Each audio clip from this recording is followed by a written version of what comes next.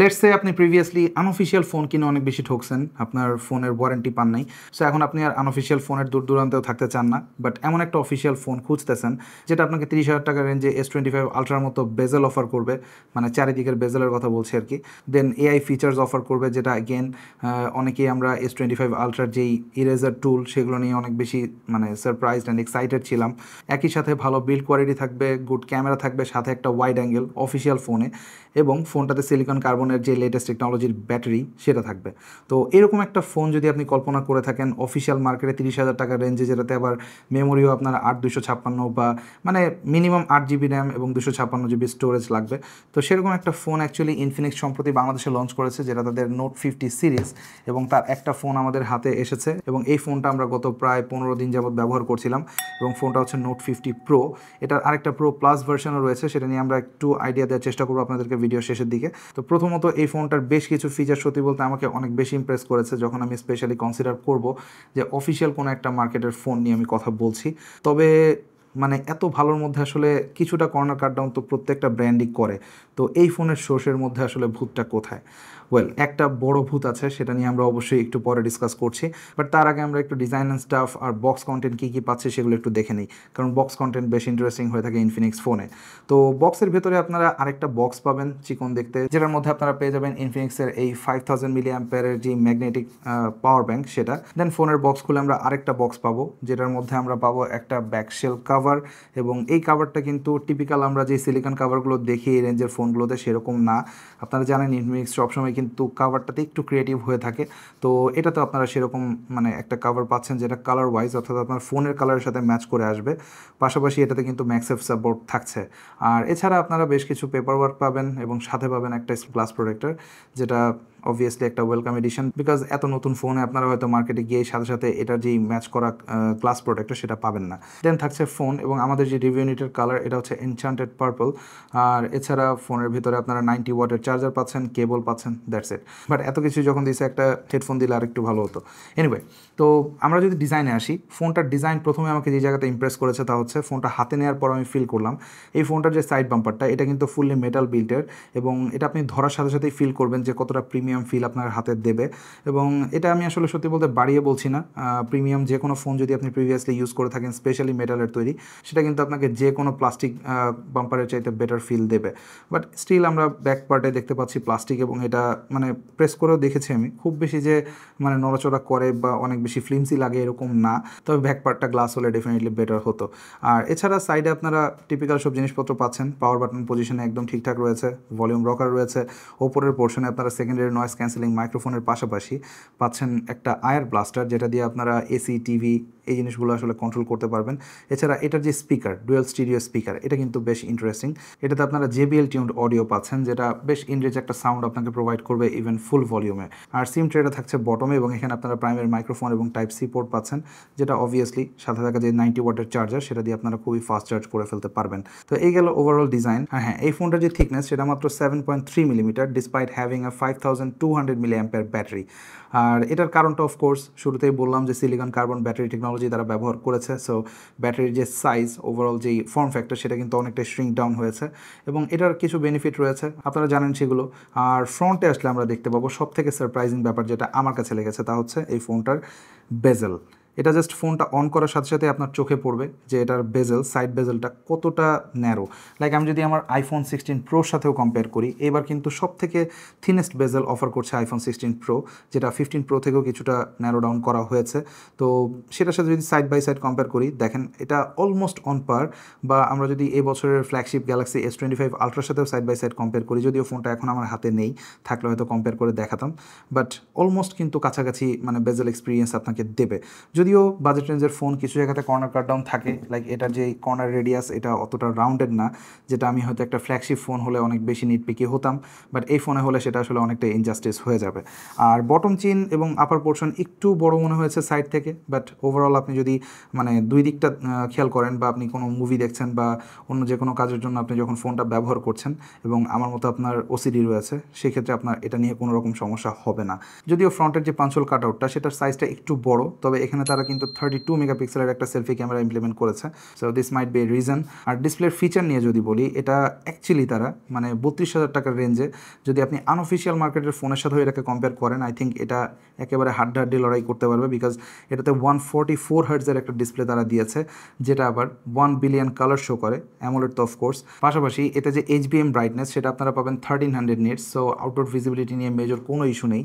তবে যেই ফিচারটা সত্যি বলতে একেবারে এক্সপেক্ট করিনি এবং এটা মোস্টলি আমরা দেখি ফ্ল্যাগশিপ ফোনগুলোতে, সেটা হচ্ছে পিডাব্লিউএম লোকাল ডিমিং, সেটা 2300 রয়েছে এটাতে, যেটা বেসিক্যালি আপনার লো লাইটে যখন আপনারা ফোনটা ব্যবহার করেন এবং আপনার যাদের অনেকের আই ফিটিক রয়েছে, এই জিনিসটা আসলে তাদের চোখে পড়ে এবং তাদের কিন্তু চোখে একটা স্ট্রেইন তৈরি করে। তো এই জিনিসটা থেকে বাঁচতে এই local dimming, PWM local dimming যে টেকনোলজি, এটা অনেকটা হেল্প করে। তো এই ফিচারগুলো আসলে আমরা এত বছর দেখেছি একেবারে ফ্ল্যাগশিপ লেভেলের যে ফোনগুলো রয়েছে সেগুলোতে, কারণ তারাই আসলে এসব অ্যাটেনশন টু ডিটেল নিয়ে কাজ করে। বাট ইনফিনিক্স এগুলো নিয়ে চিন্তা করছে বা এত কম রেঞ্জের ফোনে এই ফিচারগুলো অফার করছে, I think it's definitely something we should praise about. আর এই ডিসপ্লেটার টাচ স্যাম্পলিং রেটও অনেক হাই, সো আমি যখন এটাকে মানে আমার রিভিউ পিরিয়ডে ইউজ করে দেখেছি, আমার কাছে মনে হয়েছে যে মানে এনি আদার ফ্ল্যাগশিপের মতো এটা পারফর্ম করে। এটাতে টাচ রেসপন্সিভনেস খুবই ফ্ললেস ছিল, এটাতে আমি কোনো মিস টাচ বা আদার কোনো ইস্যু একেবারেই দেখিনি। এবং 144 হার্টজ আসলে চেরি অন টপ বলতে হবে, কারণ গেমারদের জন্য কিন্তু যত বেশি হার্টজের ডিসপ্লে হবে তত বেটার। বাট এটা এই ফোনের ক্ষেত্রে অনেকাংশেই বেটার না, কেন না সেটা অবশ্যই আপনারা ইতোমধ্যে হয়তো বুঝতে পারছেন, এবং তার কারণটা হচ্ছে এতে ইউজ করা প্রসেসর, যেটা একটু আগে বলছিলাম যে সর্ষের মধ্যে ভূতটা আসলে কোথায়, ভূতটা এর প্রসেসর। আমি জানি না আসলে এই হেলিও 99 বা G99 এই প্রসেসরটা আসলে কত বেশি মিল্কিং করবে ব্র্যান্ডগুলো, আর কারণ এই একটা প্রসেসর দিয়ে আমার মনে হয় আমি পার্সোনালি 50-60টা ফোন রিভিউ করে ফেলেছি অলরেডি। সো এটার যেই দুইটা পার্ট, অর্থাৎ এটার সাথে কোরিলেটেড আরেকটা পার্ট, সেটা হচ্ছে ক্যামেরা, এটা কিন্তু অনেক বেশি মানে একটা আরেকটার উপর ডিপেন্ডেন্ট, যার কারণে মানে কথাগুলো অনেকটা সিমিলার হয়ে যায়। সো পারফরমেন্স সেকশনে আমি খুব বেশি কথা এই ফোনটা নিয়ে বলবো না, বিকজ এটাতে যেই পারফরমেন্স আপনারা পাবেন প্রিভিয়াসলি লাইক 1-1.5 বছর আগে G99-এ আমরা যেমন পারফরমেন্স এক্সপেক্ট করেছি বা যেমনটা পেয়েছি আপনাদের সাথে শেয়ার করেছি, এটাতে এক্স্যাক্টলি সেম। যদিও নামের ক্ষেত্রে একটা স্ট্র্যাটেজি অবশ্যই ব্র্যান্ডরা পালন করে, সেটা হচ্ছে গিয়ে নতুন একটা নামকরণ করে একটু হালকা পাতলা টুইক করে। সো এটার যে নাম দেওয়া হয়েছে সেটা হচ্ছে G100 আলটিমেট। আলটিমেট শুনলে অনেকেই মনে করতে পারেন যে ভাই একেবারে আলটিমেট পারফরমেন্স কিন্তু আমি এই ফোনটা থেকে পাবো। ইভেন আপনি যদি কিনতে যান কোনো একটা শোরুমে, তারা হয়তো আপনাকে বুঝিয়ে দিবে যে এটাতে একেবারে আলটিমেট পারফরমেন্স পাবেন বলেই তো প্রসেসরে আলটিমেট লেখা। ওয়েল, ব্যাপারটা মোটেও এরকম না। এটা বেসিক্যালি একটা G99 প্রসেসর, যেটা G100-এর সৎ ভাই, আর G100 একেবারে আপন ভাই, কারণ এর যে কোর কাউন্ট থেকে শুরু করে আর্কিটেকচার সব কিছু সিমিলার। ইভেন এই চিপসেটের সাথে যে এমবেডেড জিপিইউ মালি G57MC2, এটাও কিন্তু এক্স্যাক্টলি সেম পারফর্ম করবে, জাস্ট হয়তো ক্লক স্পিড একটু টুইক করা হয়েছে। তো এটাতে আসলে পারফরমেন্স আমরা কেমন পেলাম? ওয়েল, পারফরমেন্স মোটামুটি ঠিকঠাকই ছিল। ইনফ্যাক্ট আমরা যতক্ষণ ইউআইতে নেভিগেট করে দেখেছি, এটাতে এর যে 144 হার্টজের ডিসপ্লে, এটাকে বেশ ভালোভাবে ইউটিলাইজ করতে পারছিল, মেজর কোনো ল্যাগ বা আদার ইস্যু আমরা পাইনি। বাট একটা কথা আমরা সবসময় বলি, সেটা হচ্ছে একটা ফোন আসলে মানে ল্যাগ করার জন্য সেটা কিন্তু একটা লং টার্ম ইউজার এক্সপিরিয়েন্স দরকার। লাইক আমরা 15 দিন ধরে ফোনটা ব্যবহার করেছি, এটাতে কিন্তু পর্যাপ্ত ক্যাশ জমা হয়নি এর মেমোরিতে, বা প্রসেসরটাও কিন্তু আসলে ব্যাকগ্রাউন্ডে খুব বেশি প্রসেসিং করছে না। কারণ হচ্ছে এটাতে এখনও পর্যন্ত আসলে অনেক বেশি অ্যাপ আমরা ইনস্টল করে দেখিনি। এটাতে কিছু সোশ্যাল মিডিয়া অ্যাপ চালানো হয়েছে যেগুলো আসলে ঠিকঠাকই পারফর্ম করেছে, বাট আপনারা জানেন ফেসবুক বা অন্যান্য যে অ্যাপগুলো রয়েছে এগুলো লং টার্মে দেখা যায় যে 2-3 জিবি ডেটা কিন্তু স্টোর করে, ক্যাশ ফাইল যেগুলো। সো এই জিনিসগুলো তখন ফোনটাকে ইভেনচুয়ালি কিন্তু স্লো করে। পাশাপাশি ব্র্যান্ডগুলো যে সফটওয়্যার আপডেটগুলো দেয়, সেটাতেও কিন্তু অনেক সময় দেখা যায় ফোনের ওভারঅল পারফরমেন্স, নতুন যে ফিচারগুলো অ্যাড হয় সেগুলোকে আসলে ওভাবে নিতে পারে না বা হ্যান্ডেল করতে পারে না, যার কারণে এগুলো স্লো হয়ে যায়। তো সেই গ্যারান্টি আমরা দিতে পারছি না, বাট আমাদের এই অল্প সময়ের যে এক্সপিরিয়েন্স, সেটাতে আমার কাছে ফোনটা ল্যাগি বা আদার কোনো ইস্যু মনে হয়নি। তবে যে ইস্যুটা আমি অনেক বছর ধরেই বলে আসছি, সেটা হচ্ছে ইনফিনিক্সের এই ইউআইতে তাদের ইমপ্রুভমেন্টটা আসলে ওইভাবে চোখে পড়ার মতো না তেমন। এটাতে আপনারা still out of the box অনেকগুলো প্রি ইনস্টলড অ্যাপ দেখতে দেখতে পাবেন যেগুলো আসলে ব্লোটওয়্যার বলি আমরা, এগুলো আনইনস্টল করা যায়, বাট এটা আসলে ওভারঅল ফোনের যে এক্সপিরিয়েন্স বা আপনি যখন ফোনটা অন করার পরে মেনুতে যাবেন দেখতে পাবেন যে এগুলো আননেসেসারি অ্যাপ দিয়ে ভরা, যেটা আপনাকে ওভারঅল একটা চিপ ফিল দেবে এই ইউআইয়ের প্রতি। আর এছাড়া ইউআইতে মানে মোটামুটি ফাংশনাল জিনিসপত্র রাখা হয়েছে, লাইক এটার যে কন্ট্রোল সেন্টার এটা রিডিজাইন করা হয়েছে সম্ভবত, এটা দেখতে কিন্তু এখন বেশ মানে আগের চাইতে বেটার লাগছে। আর সফটওয়্যারের ক্ষেত্রে প্রত্যেকটা ব্র্যান্ডই এখন চেষ্টা করছে এআই এর ফ্ল্যাগ বেয়ারার হতে। তো ইনফিনিক্স এতদিন কিছুটা পিছিয়ে ছিল, বাট এখন তারা ক্যাচ আপ করার ট্রাই করছে এবং তারা কিন্তু বেশ কয়েকটা ভালো ইমপ্লিমেন্টেশনও করেছে টু বি অনেস্ট। লাইক এই ফোনটার যে পাওয়ার বাটন এটা হোল্ড করে রাখলে এটাতে ডিপসিক ডিরেক্টলি অন হবে এবং এটা সিস্টেমের সাথে integrated, which is a good thing. এবং এই কারণে আপনি কিন্তু ডিপসিক আলাদা কোনো অ্যাপে গিয়ে বা চ্যাট জিপিটি আমরা সাধারণত এআই যারা ইউজ করি, লাইক এখন পর্যন্ত আমরা শুধুমাত্র এই মানে সিক লিভ নিতেই আসলে এআই ইউজ করি, তো সেই কাজটা এটা আপনারা ডাইরেক্ট যে পাওয়ার বাটন রয়েছে এটা প্রেস করেই করে ফেলতে পারবেন। যদিও আউট অফ দ্য বক্স ফোনটাতে আপনারা অ্যান্ড্রয়েড 15 পাবেন অন টপ অফ এক্সওএস 15.0.1 এবং এই রিসেন্টলি একটা আপডেট আমরা পেয়েছি যেটাতে আসলে বেশ কিছু ইস্যুস এটা ফিক্স করেছে। লাইক এটাতে ইউআইতে স্টার্টার ছিল প্রিভিয়াসলি, বাট এটাতে আমরা দেখলাম যে মানে এখন আপডেটের মাধ্যমে মোটামুটি বেশ স্মুথ পারফরমেন্স দিচ্ছে।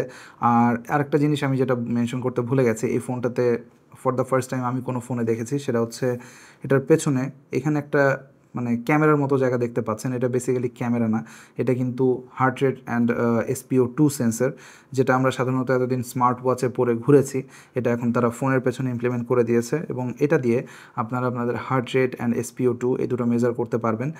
এবং ডেটা যদি বলি মোটামুটি কাছাকাছি অ্যাকুরেট রেজাল্ট দেয়, বাট এটা কতটা প্র্যাকটিক্যাল সেটাই হচ্ছে প্রশ্ন। ওয়েল, হার্ট রেট জিনিসটা হচ্ছে আপনি যখন কোনো ওয়্যারেবলে পড়ে থাকবেন সেটা কিন্তু আপনার কন্টিনিউয়াস ডেটা মনিটর করবে এবং এটা লং টার্মের যে ডেটা সেটা দিয়ে বেসিক্যালি আপনার কন্ডিশন আপনি বুঝতে পারবেন যদি আপনি আপনার হার্ট কন্ডিশন নিয়ে কিছুটা আইডিয়া পেতে চান। বাট এটাতে যেটা হয়েছে যে মানে শর্ট বার্স্টে আপনি হয়তো একবার আপনার বিপি দেখতে পারবেন, বাট এর বাইরে কিন্তু আসলে এটা খুব বেশি ইউজফুল না, কারণ এটা লং টার্ম যেই হার্ট রেট সেটা কিন্তু আপনাকে প্রোভাইড করবে না। আর SpO2 টাইম টু টাইম এটা আসলে এখন প্রত্যেকটা ব্র্যান্ড যেই সেন্সার ইউজ করে, আই ডোন্ট নো এটাতে কত ভালো সেন্সার ইউজ করেছে বিকজ এটা পরিমাপ করা খুবই ডিফিকাল্ট, বাট 95% প্লাস প্রত্যেকটা ব্র্যান্ডই দেখায়, ইভেন ওয়ারেবলগুলোতেও দেখায়, তো এটাতেও সেরকমই দেখাচ্ছিল। তবে ফোনটা যখন চার্জে লাগাবেন এর চারপাশে একটা অরা লাইট রয়েছে যেটা দেখতে বেশ কুল লাগে। তো ওভারঅল ডিজাইন অ্যান্ড পারফরমেন্স বা ডিসপ্লে এগুলো নিয়ে আমি মোটামুটি হ্যাপি, বাট এর সফটওয়্যার অ্যান্ড ওভারঅল যেই চিপসেট ব্যবহার করা হয়েছে এটার জন্য ফোনটা লং টার্মে আপনাকে কত বছর সাপোর্ট দিবে সেটা একটা প্রশ্ন সবসময় থাকবে, বিকজ G100 আলটিমেট বলেন আর আলট্রা প্রো ম্যাক্স বলেন এটা সবই আসলে সেম জিনিস। তো গেমার যারা রয়েছেন তারা অনেকে হয়তো ভাববেন যে এইটাতে পার্টিকুলারলি কোনো বেনিফিট আমরা পাবো কিনা 144 হার্টজের জন্য, তো এতে আমরা পাবজি খেলে ট্রাই করেছি, বাট আনফর্চুনেটলি পাবজি আসলে কোনো ফোনে এখন ওয়ার্ল্ডের যতগুলো এক্সিস্টিং ফোন রয়েছে কোনো ফোনেই 144 হার্টজ হিট করার মতো হার্ডওয়্যার নেই। সো এই ফোনটাতে সেই জিনিসটা এক্সপেক্ট করা একেবারে আকাশ কুসুম কল্পনার মতোই। তো এতে মোটামুটি স্টেবল পারফরমেন্স ছিল, আমরা মোটামুটি মিডিয়াম যেই গ্রাফিক্স সেটাতে খেলে দেখেছি, প্রিভিয়াস এক্সপিরিয়েন্স থেকেও আমরা একই রকম রেজাল্ট পেয়েছি, তো এটাতেও মডারেট এক্সপিরিয়েন্স আপনারা পাবেন। তবে হ্যাঁ, এটাতে যেহেতু touch sampling rate better, so এটাতে এক্সট্রা একটা মাইলেজ আপনারা অবশ্যই পাবেন। আর এই চিপসেটের সাথে বা এই চিপসেটে এমবেডেড যেই ISP ইমেজ সিগন্যাল প্রসেসিং সেটার সাথে জড়িত এর ক্যামেরা পারফরমেন্স, তো এই ফোনটাতে আপনারা পাচ্ছেন মূলত ওয়ার্কিং দুটো ক্যামেরা এবং দুটো ক্যামেরাই আসলেই ওয়ার্কিং, বিকজ প্রিভিয়াসলি আমরা বলতাম তিনটা ক্যামেরার মধ্যে একটা জানলেই হবে, বাকি দুটা জানার দরকার নেই, কারণ একটা ডেপথ সেন্সার আর একটা ম্যাক্রো ট্যাক্রো দেয়। বাট এটাতে ফর্চুনেটলি ইনফিনিক্স কিন্তু ইমপ্লিমেন্ট করেছে 8 মেগাপিক্সেলের একটা আলট্রা ওয়াইড, যেটা আপনাকে 112 ডিগ্রি ফিল্ড অফ ভিউ দেবে।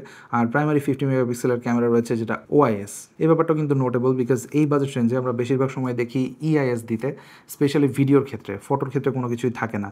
তো এটাতে OIS থাকায় ডেফিনেটলি কিছুটা বেনিফিট আপনারা পাবেন, স্পেশালি লো লাইটে যাদের হাত একটু শেক করে বা আপনার শাটার স্পিড স্লো হয়ে গেলে তখন আপনি স্টেডি ছবি তুলতে পারেন না, তাদের জন্য এটা একটা বড় বেনিফিট দিবে। তো ক্যামেরা পারফরমেন্স আসলে কেমন ছিল? ওয়েল, আমি স্কেপটিক্যাল ছিলাম অফকোর্স, বাট আমরা যখন এর প্রাইমারি ক্যামেরার রেজাল্টগুলো দেখলাম সত্যি বলতে এটা আমার কাছে নিউট্রাল রিপ্রেজেন্টেশন অফ সিন মনে হয়েছে, বিকজ ছবিগুলো দেখেই বুঝতে পারছেন স্কিন টোন বেশ ন্যাচারাল রাখে, পাশাপাশি এতে মানে ছবিটা যখন আমরা ভিউ ফাইন্ডারে দেখছিলাম তখন একটু ওভারব্লোন লাগছিল, বাট যখন এটা প্রসেস করে তখন কিন্তু ম্যাজিক্যালি এটা ডাইনামিক রেঞ্জ অনেকাংশে বাড়িয়ে দেয়। এটা সম্পূর্ণই আসলে কম্পিউটেশনাল ফটোগ্রাফি আপনারা জানেন, বাট এত সুন্দর করে জিনিসটা ইমপ্লিমেন্ট করা হয়েছে এই ফোনে, যেটা আপনারা মানে যখন পোস্ট প্রসেসিংয়ের রেজাল্টটা দেখবেন ডেফিনেটলি আপনাদের কাছেও জিনিসটা ভালো লাগবে। আর ডিটেলের কথা যদি বলি, এটা 50 মেগাপিক্সেল হলেও পিক্সেল পিনিং ইউজ করে। সো যখন ইনিশিয়াল রেজাল্টগুলো আপনারা দেখবেন, জুম করলে কিছুটা ডিটেল লস থাকে, বাট আপনি যদি 50 মেগাপিক্সেল সিলেক্ট করে তোলেন সেক্ষেত্রে ছবির সাইজ একটু বাড়বে, বাট সেক্ষেত্রে আপনি জুম ক্যাপাবিলিটি সেটা বেশি পাবেন। এছাড়া পোর্ট্রেট মোডেও বেশ কিছু ডেলাইট ছবি আমরা তুলেছি, যেমনটা রেজাল্টে দেখতে পাচ্ছেন, সেপারেশন বেশ ভালো থাকে। এছাড়া এটাতে ম্যাক্রো মোড রয়েছে, যেটা দিয়ে আপনারা সাবজেক্টের অনেক ক্লোজ গিয়ে ছবি তুলতে পারবেন, এবং সেই ক্ষেত্রেও আমি দেখেছি অনেক কালারফুল ছবি বা অবজেক্টগুলো যেটা ওভারব্লোন করে ফেলে বেশিরভাগ ফোনে, এটাতে মোটামুটি মডারেট রেজাল্ট কিন্তু আমাদেরকে দিয়েছে। আর লো লাইটে এই ফোনটা সব থেকে বেশি হাইলাইটেড পয়েন্ট, যেটা ব্র্যান্ড আমাদেরকে বলেছে যে লো লাইটে এটা চমৎকার পারফর্ম করে। ওয়েল, ব্র্যান্ড তো সবসময় ভালো কথাই বলে, বাট আমরা যেটা টেস্ট করে দেখেছি এটা ডিসেন্ট পারফর্মিং ছিল। এবং যেটা বললাম যে ওএসটা কিন্তু আসলে অনেক বেশি হেল্প করে লো লাইটে আপনাকে একটা বেটার আউটপুট পেতে। বাট ভিউ ফাইন্ডারে যখন আপনি লো লাইটে ক্যামেরাটা একটু মুভ করবেন, তখন জিনিসটা খুবই উইয়ার্ড লেগেছে আমার কাছে, যে এটা এত বেশি স্লো ছিল। I don't know Y, but ক্যামেরার মুভমেন্ট বা আমার হাতের মুভমেন্টের সাথে ভিউ ফাইন্ডারে আমি যেটা দেখতে পাচ্ছি সেটা 3-4 মিলি সেকেন্ড ডিলে তো ডেফিনেটলি ছিল। তো এই জিনিসটা হয়তো সফটওয়্যার আপডেটের মাধ্যমে তারা বেটার করবে সামনে, আই ডোন্ট নো। তবে এর যে ম্যাক্সিমাম ভিডিও ক্যাপাবিলিটি 2K, সেটাতেও কিন্তু আপনারা ওএসের একটা বেনিফিট পাবেন। আর আলট্রা ওয়াইড যেহেতু আমরা এই বাজেট রেঞ্জে খুব একটা দেখি না, সো আমি অনেক বেশি আশাবাদী ছিলাম বলবো না। তবে 8 মেগাপিক্সেল হিসেবে এটার যে রেজাল্ট ছিল সেটার প্রসেসিং আমার কাছে বেশ ভালোই লেগেছে। প্রাইমারি ক্যামেরার সাথে অনেকটাই মিল রয়েছে, লো লাইট, ডে লাইট প্রত্যেকটা কন্ডিশনে। দেন আসে ফ্রন্ট ফেসিং 32 মেগাপিক্সেলের সেলফি ক্যামেরা। এটাতেও সেম প্রসেসিং, অলমোস্ট রিয়ারের মতোই ছিল। অ্যাজ ইউ ক্যান সি, স্ক্রিনে বেশ ভালো ডিটেল থাকে, এক্সট্রা কোনো কালারেশন করে না বা স্কিন টোনে এক্সট্রা কোনো স্মুথনেস অ্যাড করে না যখন আপনি বিউটিফিকেশন অফ করে দিবেন। বেশ আই প্লিজিং স্কিন টোন আমরা এটা থেকে পাচ্ছিলাম। সো ওভারঅল ক্যামেরা পারফরমেন্স আমি যতটা এক্সপেক্ট করেছিলাম তার থেকে কিছুটা বেটারই বলতে হবে, স্পেশালি ফর ওআইএস, এবং ভিডিওতেও আপনারা এই বেনিফিটটা পাবেন। তবে ক্যামেরা আরও বেটার হতে পারতো যদি এতে আরেকটু বেটার কোনো চিপসেট ব্যবহার করা হতো। তবে এর সফটওয়্যারের সবই যে খারাপ দিক তাও না, এতে আপনারা ক্যামেরা অ্যাপে একটা চমৎকার ফিচার পাবেন, যেটা হচ্ছে এআই ইরেজার। যদিও এটা একেবারে ব্র্যান্ড নিউ কোনো ফিচার না, অনেক ফোনেই আমরা দেখেছি এটা ইমপ্লিমেন্ট হতে প্রিভিয়াসলি, ইভেন আমরা 40,000 রেঞ্জের অনেক ফোনে দেখেছি, বাট এটা 32,000-এর ফোনে সম্ভবত ফার্স্ট, এবং এটা আমি খুব বেশি আশাবাদী ছিলাম না সত্যি বলতে যখন ফোনটাতে আমি এই এআই ফিচারটা ইউজ করছিলাম। বাট যখন আমরা এটাতে এআই ইরেজার টুল ব্যবহার করলাম, to be honest I was really surprised. As you can see, এটাতে কিন্তু জেনারেটিভ ফিলটা বেশ ভালো কাজ করে। ইনফ্যাক্ট এখন অ্যালগরিদম প্রত্যেকটা ব্র্যান্ড আসলে কাছাকাছি ইউজ করছে, যার কারণে রেজাল্টগুলো কিন্তু প্রায় সিমিলার। তো এই জিনিসগুলো ইমপ্রেসিভ ছিল। বাট যে জায়গাতে ফোনটাতে কোনো রকম কমপ্লেন করার সুযোগ নেই তা হচ্ছে এর ব্যাটারি পারফরমেন্স। 5200 মিলিঅ্যাম্পিয়ারের ব্যাটারি প্যাক করা হয়েছে স্লিম এই ফোনে, যেটা আপনাকে ইজিলি, মানে যত পাওয়ারফুল ইউজই আপনি করেন না কেন ফোনটাকে, আপনি ইজিলি একদিন পার করে দিতে পারবেন, 1.5-2 দিনও হতে পারে যদি আপনার ইউজ কেস খুব বেশি হেভি না হয়। আর চার্জিংয়ের ক্ষেত্রে অল অ্যারাউন্ড চার্জিং সবসময় মার্কেটিং করে ইনফিনিক্স, তো এটার মানেটা কি? ওয়েল, এটাতে আপনারা বক্সের ভেতরেই 90 ওয়াটের চার্জার পাচ্ছেন, যেটা দিয়ে ফোনটা 40 to 45 মিনিটসে ফুল চার্জ হয়ে যাবে। পাশাপাশি এর সাথে যেই এই ম্যাগনেটিক পাওয়ার ব্যাঙ্কটা আসে, যেটা বেসিক্যালি ম্যাক্সেফের মতোই কাজ করে, তো এটা আপনাকে ইউজ করতে হলে অবশ্যই সাথে আসা যে কেসটা রয়েছে এটা ব্যবহার করতে হবে, কারণ এটার ভেতরে কিন্তু ম্যাগনেটটা দেওয়া রয়েছে। তো এই ম্যাগনেটিক পাওয়ার ব্যাঙ্কটা দিয়ে আপনারা ফোনটা ম্যাক্সিমাম ওয়্যারলেস চার্জ করতে পারবেন 30 ওয়াটে। আর এটাতে রিভার্স চার্জিংও সাপোর্ট করে। সো আপনি যদি আপনার বন্ধুবান্ধবের ফোন, আত্মীয় স্বজনের ফোন চার্জ করতে চান, আপনি জাস্ট এটাতে কানেক্ট করে দিলে 10 ওয়াটে ম্যাক্সিমাম আউটপুটে আপনাকে ওই ফোনগুলো চার্জ করে দিবে। তো এটাতে ওয়্যারলেস চার্জিংও রয়েছে, বুঝতেই পারছেন ইনফিনিক্সের এটা নতুন না, তাদের লাস্ট ইয়ারের যে নোট 40 সিরিজ ছিল সেখানেও কিন্তু ওয়্যারলেস চার্জিং সাপোর্ট ছিল। সো এই জিনিসগুলো যেহেতু আপনারা বক্সের মধ্যেই পাচ্ছেন, সো আই উড সে এটা অ্যাডেড ভ্যালিউ, এবং এটা অনেক ইউজারকে আসলে ইন্ট্রোডিউস করাবে নতুন সব টেকনোলজির সাথে। তো এটাও একটা ভালো দিক। আর হ্যাঁ, এই ফোনটার দামটা আরেকবার বলে দিই, এটা হচ্ছে 32,000 টাকা বা 31,999 প্রবাবলি। স্ক্রিনে আপনারা এক্স্যাক্ট নাম্বারটা দেখতে পাবেন। আর এটাতে যে ভ্যারিয়েন্টটা আসবে সেটা হচ্ছে 8/256 গিগাবাইটের ভ্যারিয়েন্ট, এবং দামটা যাদের এককালীন দেওয়া পসিবল না তাদের জন্য ইনফিনিক্স একটা ব্যবস্থা করেছে। তারা পাম পে নামের একটা গ্লোবাল ফাইন্যান্স কোম্পানির সাথে কোলাবোরেট করেছে, যারা বেসিক্যালি আপনাকে প্রোভাইড করবে 0% EMI even without credit card. এটা এপ্রিলে যারা ফোনটা কিনবেন, এপ্রিলের মধ্যে, তাদের জন্য শুধু অ্যাপ্লিকেবল, এবং এটা আপনারা ম্যাক্সিমাম 4 মান্থসের ইএমআই করতে পারবেন উইথ 20% ডাউন পেমেন্ট। এছাড়া এর বক্সে আপনারা একটা SVIP নামের কার্ড পাবেন, যেটা দিয়ে বেসিক্যালি যখন আপনারা সার্ভিস করাতে যাবেন ফোনটা, তখন একটা মানে অ্যাডিশনাল প্রিভিলেজ আপনারা পাবেন। তো এই ব্যাপারটা হয়তো আপনার ফোনটা কেনাকে একটু ইজি করবে, বাট দ্য কোয়েশ্চেন ইজ ফোনটা আপনারা কিনবেন কিনা। ওয়েল, আপনার যদি মানে কয়েকটা জিনিস প্রায়োরিটি হয়ে থাকে, লাইক আপনার ডিজাইন এবং একই সাথে বেজেললেস ডিসপ্লে, পাশাপাশি AI features, latest battery technology এবং ওয়্যারলেস চার্জিং। এই জিনিসগুলো আসলে হোল প্যাকেজে অফিসিয়ালি আমার মনে হয় না এই ফোনটা ছাড়া অন্য কোনো ফোন অফার করছে এই মুহূর্তে মার্কেটে। সো এটা অবশ্যই আমার পক্ষ থেকে রিকমেন্ডেড থাকবে, because this is really a good value in my opinion. যদিও প্রসেসর নিয়ে আমি সারা জীবনে বলে যাব, বিকজ এই G99 আমরা আর দেখতে চাই না কোনো ফোনে, মানে এটার কোনো ভার্সনই দেখতে চাই না to be honest. G99, G100, G100 আলটিমেট, whatever the name you call it, এর সবই আসলে সেম জিনিস। যদিও তাদের নোট 50 প্রো প্লাস যে ভার্সনটা রিলিজ করেছে বাংলাদেশে, সেটাতে কিন্তু প্রসেসর আপগ্রেড রয়েছে, ক্যামেরাতেও কিছুটা আপগ্রেড রয়েছে। তো এই ফোনটা সম্পর্কে যদি আপনারা আরও ডিটেল জানতে চান, লিঙ্ক ডিসক্রিপশন বক্সে আমি দিয়ে দিব। তো এই ছিল বেসিক্যালি নোট 50 প্রো নিয়ে বিস্তারিত। হোপফুলি আপনারা একেবারে ইন অ্যান্ড আউট একটা ক্লিয়ার আইডিয়া পেয়েছেন যে এই ফোনটা কাদের জন্য বা কাদের জন্য না। তো আপনি যদি এমনটা মনে করে থাকেন এবং এই ভিডিওটা হেল্পফুল মনে হয়ে থাকে, then please hit the like button and also subscribe to my channel if you haven't yet. দেখা হবে পরবর্তী কোনো ভিডিওতে। টিল দেন, আল্লাহ হাফেজ।